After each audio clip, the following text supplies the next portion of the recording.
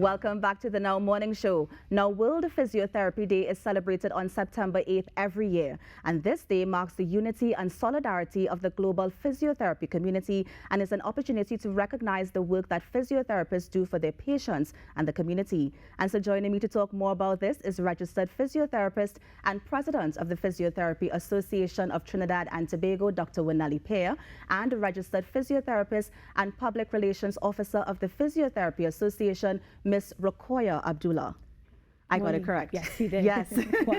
Good morning, ladies. Thank you so much for joining us. Thank you for having us. Of course. Now, what is World Physiotherapy Day? And of course, I would have just given a brief, but how did it come to be? When was it started? I'm going to start with you first, Dr. Pear. So World Physiotherapy Day is actually a day celebrated and honored by the World Confederation for Physical Therapy. And that's an international world organization that conglomerates everyone in terms of internationally, regionally, physical therapists. We each have our own member organization. And in honor of them, on their date of their formation, they decided to use that date, which is September 8th, as a day to actually celebrate physical therapists and also educate persons about their role. And what is this year's theme, and what does it mean to the association in terms of the local context? So this year's theme is actually osteoarthritis, and she can speak more about it in relation to the context, but it's actually a theme that plans to span across 2 years. So they're focused generally on the condition of arthritis, and there are different forms of arthritis. This year is focused specifically on osteoarthritis, and that condition is known to be a degenerative condition of the joints, and that can be found within the body, and that happens over time in different aspects of persons. I'm going to bring you in, Ms. Abdullah. So then tell us what it means for the local chapter. For the local chapter, we are just focusing on educating the public as well as other physiotherapists how we can, what role we are playing in this fight against osteoarthritis and how we'll manage it with persons who are affected by this condition. Of course. And so is there like, osteoarthritis, I got that right? Osteoarthritis. What are some of the identifying markers or symptoms you can see if you have this disorder, is it? Yes. Well, most persons have main complaint, pain, because of the degeneration that is happening. Also, persons realize that they have decreased mobility because of decreased motion in the joints. And most persons are less active. Because if they're less active, this causes all of these problems. Right. And pain in which of the joints? Is it knees, back? How does it affect the body? So arthritis can affect every form of the body. Most patients complain of their knee or their hip joint being very painful, and most degenerative changes appear in there first. But arthritic changes can also occur if there's a fracture to the area or if there's a repetitive stress injury. So if someone is a runner and they're continuously placing a lot of stress onto the shin, some persons can actually develop changes around that bone. And there are changes of persons who have fractured their ankle, they've fractured their wrist. After a while, even though it's healed and it's better, they notice they have developed changes in the bone earlier than most persons as well. So then if you are a runner, you love to run, but you experience that pain in your joints, should you stop? Should you, dial it back? I mean, how do you deal with that? No, actually. So, yeah. No, it's a misconception that you stop all activity once you start having pain. But the main thing is to improve or continue with your good quality of life. What you would like to do is to keep moving. But I would suggest you speak with your doctor, speak with your physiotherapist, and get a tailored program so that you don't have to give up what you love doing. And you can continue doing it whilst managing your osteoarthritis. At what point would you say surgery is needed to deal with, let's say, the pain or even any other sort of symptoms that you're getting from arthritis? So at that point in time where surgery is highly considered is if the person's mobility has truly decreased to the point where we can't assist them anymore in managing their symptoms. So we usually try to encourage them to manage it through physiotherapy advice and education and exercises. And at that point where it's even considered for surgeries where the joint space between the two bones are so small that it's beginning to really irritate them, constantly having pain. Now it's loss of their function, they've lost their independence. Then it's a decision that is made between both professions that yes, this is the ideal time. There's no other way around it to be able to increase your function and improve your quality of life. And if after surgery you don't get the same mobility that you had, is it a possibility that you may not have the same mobility? Would you need to go back under the needle for whatever reason? No. That's where we come in. So we are the ones to encourage and improve that part after the surgery. That's our gameplay. We are there to improve their function to the maximum. Once the surgeon has done what they have done and they're ensuring that it can function for you at 100, we're there to make sure you can use it. Of course. Now, Ms. Abdullah, I'm going to come to you because I know that there are different types of arthritis. Yes, there are. Tell us about There are some. many types of arthritis. The main ones are osteoarthritis, rheumatoid arthritis, and psoriatic arthritis. Osteoarthritis is the biggest one. It's the one that most persons have. And as we said earlier, rheumatoid arthritis will be the focus for next year, right? So there are many types. Of course. And who is usually affected? Tell me some of the vulnerable groups that are usually affected by arthritis. The elderly, women, so the persons who have a sedentary lifestyle, overweight. Dr. Pierre mentioned persons who are causing repetitive injury to their joints with sports and so on, and persons who have had injuries, fractures and so on. Those are the persons who are more inclined to getting osteoarthritis. I think it's so interesting that woman is in that group. Yes. How a woman in that vulnerable group? So, And anyone can share. So unfortunately, due to our hormone balance, it changes for us as we get older. And that plays a huge role in terms of our bone development and our bone structure. So the density of our bone decreases over time. So we are more prone to having more degenerative changes to our bone earlier, faster than most persons. So we are more prone to osteoporosis as well. And because of those changes happening to the bone, we are likely to have the degeneration and then arthritis kicking in. So that's why it's always important as women ourselves to keep active, to keep strong, because just a little segue in terms of that, why it's important for us to do strength training. It's the stronger our muscles are, the more we challenge our bone and improves the density. And that decreases the risk as well of developing osteoarthritis. So is there ever a point where if we don't exercise regularly or use our joints and stuff, it's going to atrophy?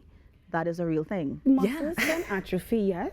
And the saying comes along, long time. They said, if you don't use it, you lose it. So decreased mobility and stuff will affect your quality of life and your lifestyle. Every day we require strength in basic items. Carrying the groceries from the car to the house, that requires a bit of muscle strength. So there are a lot of stuff that we do in our day-to-day that requires some amount of muscle strength.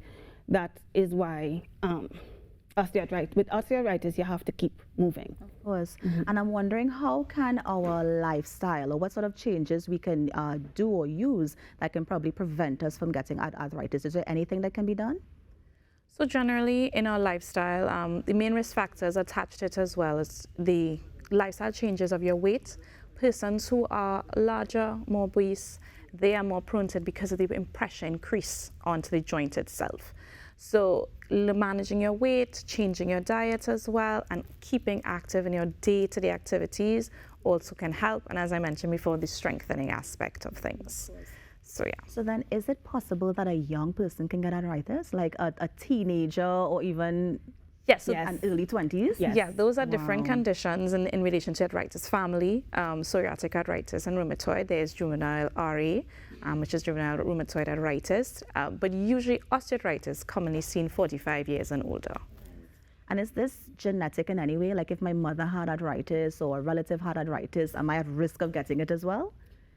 You're slightly predisposed, yes, but if you know for a fact that your mother or grandmother has arthritis, we just suggest that you try and keep yourself moving and yourself active to decrease the chances of it onsetting as early as possible.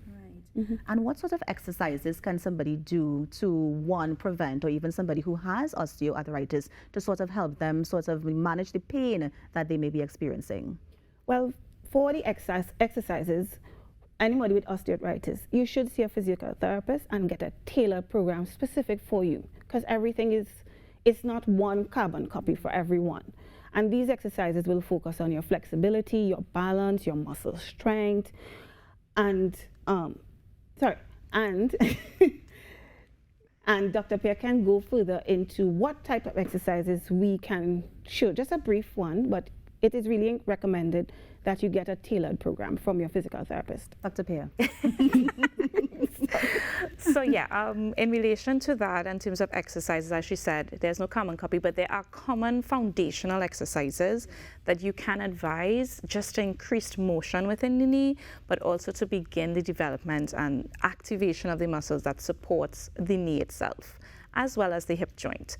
So in relation to that, we can actually demonstrate through exercises now. Very simple, don't even have to get off the chair. Yes, well, perfect, let's do it. Right? So that makes If I can stay sitting, yes, let's we do do it. not encourage staying seated, but it makes things easier today. Of course, of course. So very simple way to increase flexibility is actually focusing on the hamstring. Right. And that's the muscle behind the thigh. So it's very simply, I'll just see if I can angle myself. Yes. Sorry. I hope we can get her, yes. Yes. Right, so simply just stretching the leg out. Right. Person is seated and their heel is flat on the floor. Excuse the heel. But they're placing their hands on their knee or their shin to begin. Right. And then you begin to commonly slide down the hands as if you're guiding towards the toe. Okay. In that, you begin to feel a pull behind the leg, and that begins to increase the extension. Commonly when persons are experiencing the pain with osteoarthritis, the joint is stiff, so they begin to decrease how they walk. And the bending of the knee, they don't straighten the knee when they land the foot anymore. So that is why you want to increase the flexibility behind the hamstring. Okay. Another simple one, still seated while they're sitting down. And this one can be done anytime, anywhere, and we just progress the exercise over time. So simply just raising the leg up, keeping it straight. That works on relation to your quad muscle. Keeping the strength as well is also supportive for the knee joint and in relation to the kneecap. Well, it's patella, but for you all the kneecap. Right? Yes. You hold that for about 10 seconds, you rest the leg back down, and you do that about 10 times. Right? Yeah. A last simple one that you can do at home, if you do have a band, you can use a band around the Right, thighs, because I know everyone has been now exercise conscious. Yes.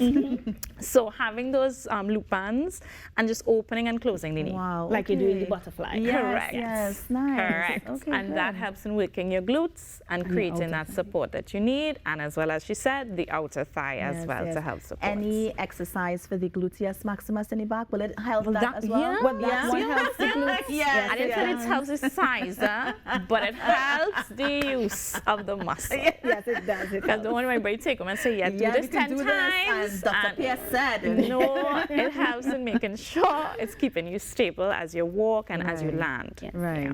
No, I have a question because there have been, as you rightly said, people are exercise conscious now. But I feel like, are there some people who are overdoing it in the gym? And will that also cause arthritis? Like, would it work against them in any form? Persons in the gym need to be a little bit more cautious. You can exercise in the gym, there's nothing wrong with that. You can exercise without equipment. There's nothing that states that you need resistance bands and weights to exercise to build strength. You can work with just your body weight. What is important is how they do the exercises to ensure that they have proper body mechanics while doing these exercises so that they decrease their chances of injury. And as we said earlier, injury may cause the development of the arthritis in certain joints. So that is. Of course. So those belts that people wear, like around their waist and stuff, when they're lifting very heavy things, are those things, is that a good advice? Is it something good to do? When you say heavy things, we So talk the about in the weights, gym? Yeah, in the weights, like the gym. So normally you'll see those fellas, like, and for example, maybe bodybuilders as well. They put Yes. this weight, this band around their waist, and they go hard. They lift these heavy weights. Are they supposed to be doing things like that to lift all that?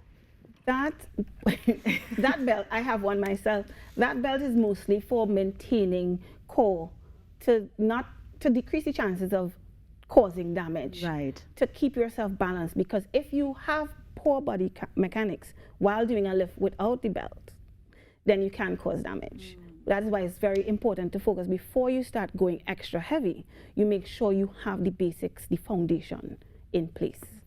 Nice. And now going back to World Physiotherapy Day, I'm just wondering how the local chapter plans to, commemorate the day. Glad you asked. Well, this evening at 7 p.m., we will be hosting a Pilates educational seminar for our physical therapists at 7 p.m. Registration is still open. So persons can always look on our IG and our Facebook, physiotherapy.assoc.tt. And this for is more free, right? information. Yeah, Yes, this it's is free for free. our It's therapists. free We're trying to for get them active regionally as well. We've shared it Regionally. among, and anyone can come in to educate and find out more about how Pilates has played a role in physiotherapy, but also its impact on arthritis as well. Of Yes. course. And the RHAs are also, sorry, the regional health authorities are also celebrating in their own ways, and the private practice physical therapists. Of course. So And we'll have pictures on our Instagram showing what is being done in the different parts of our country. And finally, anybody who wants to get more information about the Physiotherapy Association, is it on Instagram, socials, all social media? Yes. On Facebook, we are Physiotherapy TT. On Instagram, we are physiotherapy.assoc.tt, and email physiotherapy.assoc.tt@gmail.com. Ladies, thank you so much for joining us. Yes. All the best with the Physiotherapy Day, and I look forward Thank to you. seeing what Thank you. I'm going to go on Instagram and see those Yes, pictures. So, of yes, course, thank you so much certainly for do. joining us. Thank you. And that was physiotherapist and president of the Physiotherapy Association of Trinidad and Tobago, Dr. Winelli Pay, and of course, registered physiotherapist and public relations officer of the Physiotherapy Association as well, Ms. Rokoya Abdullah. You're on the Now Morning Show. We're going to take a break and be right back. Stay with us.